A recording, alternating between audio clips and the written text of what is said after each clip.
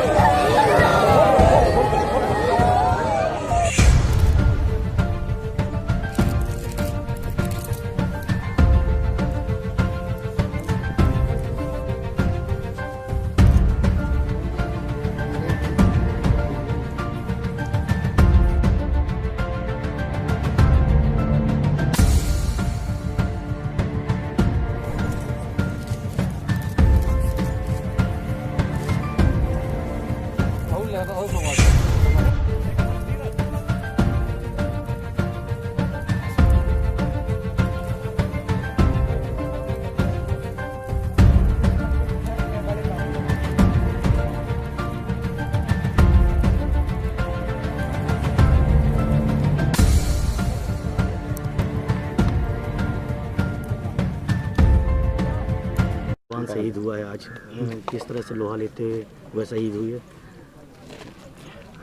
हमारा जवान 110 बटालियन लेतपुरा पुलवामा में जो है वहाँ पे तैनात था और वहाँ पे तैनात रहते हुए ड्यूटी के दौरान कश्मीर में दो आतंकवादियों का द्वारा 2 साइड से हमला हुआ और बस्ट फायर किया गया हमारी पार्टी के ऊपर। जब पार्टी अपना ड्यूटी पूरा करके क्लोज़ करके हेडक्वार्टर जा रही थी, हेडक्वार्टर से करीब 3 से 4 किलोमीटर की दूरी पे और पुलिया है काफ़ी बड़ी, जिसके नीचे से आदमी जानवर वगैरह निकल जाते हैं।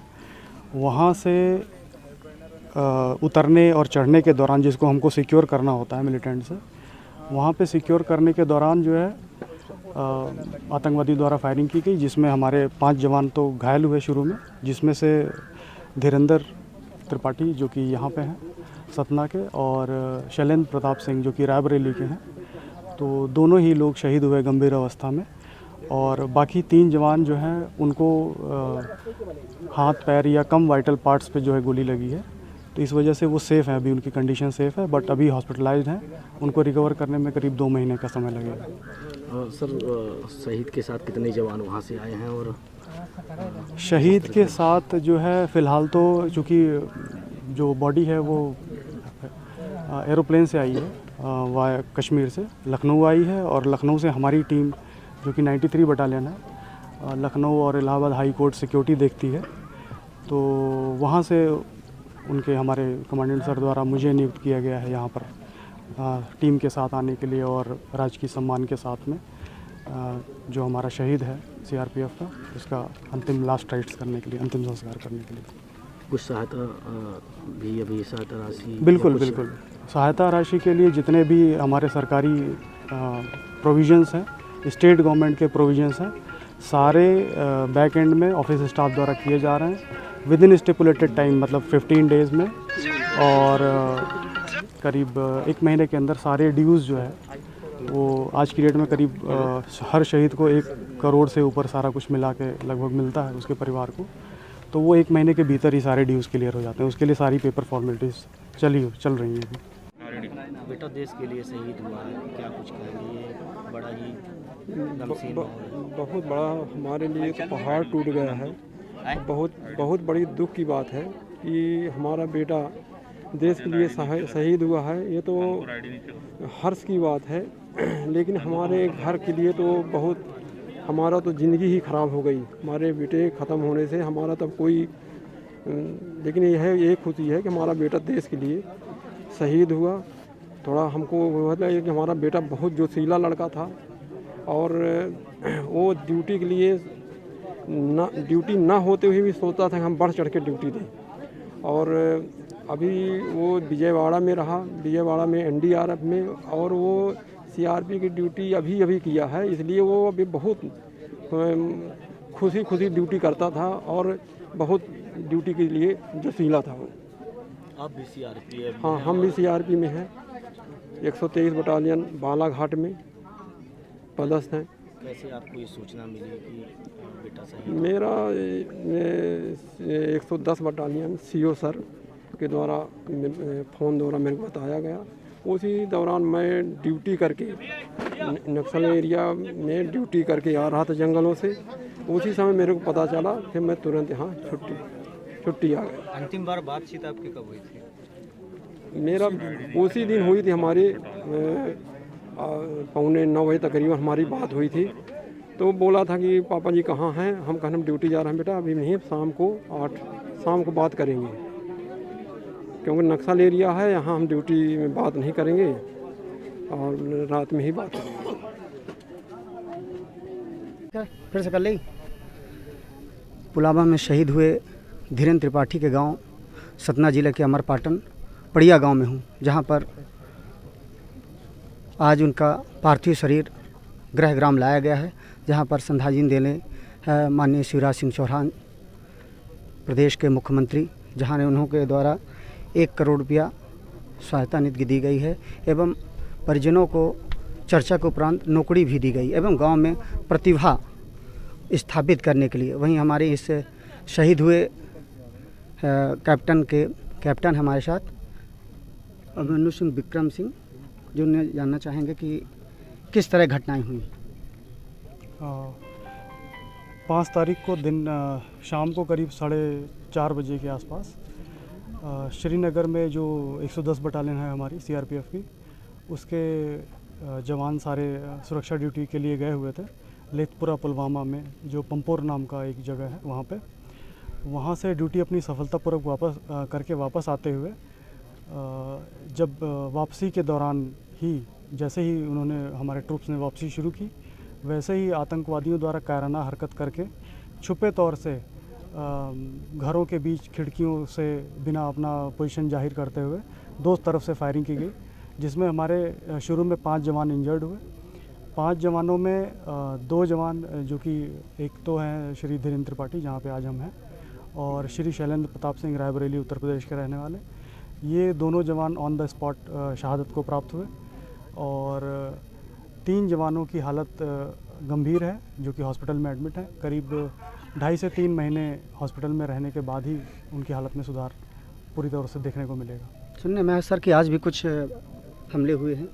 हाँ, कश्मीर का ऐसा इलाका है कि अभी आप लोग को पता होगा, जैसे कुछ दिन पहले पिछले साल 5 अगस्त 2019 को कश्मीर को जो है, जम्मू कश्मीर और लद्दाख को जो है 3 यूनियन टेरिटरीज़ में बांट दिया गया है। उसके बावजूद भी वहाँ पे जो ये आतंकवादी गतिविधियाँ हैं पाकिस्तान की शह से होती हैं, वो कम होने का नाम नहीं ले रही हैं। और आज भी जो कि वहाँ के सबसे मतलब ख़तरनाक इलाके माने जाते हैं, शोपियाँ, सोपोर, इस तरीके के तो वहाँ पे अभी इनकाउंटर चल रहा है। 3 आतंकवादी बता रहे हैं कि 3 आतंकवादियों को ढेर कर दिया गया है और बाकी की तलाश जारी है और पूरा ऑपरेशन ख़त्म होने पे ही लास्ट डिटेल सामने आएगी सर। क्या आपके कैप्टन भी कोई बड़े अधिकारी भी आए हैं? हमारे MP सेक्टर के IG सर यहाँ पे शहीद जवान को श्रद्धांजलि देने के लिए आए हुए थे, श्री PK पांडे, और वहाँ के अन्य स्टाफ भी उनके साथ में उन्होंने आकर के यहाँ पे शहीद जवान को श्रद्धांजलि अर्पित की। जी, मैं प्रदीप शुक्ला, दबंग न्यूज़, अमरपाटन से।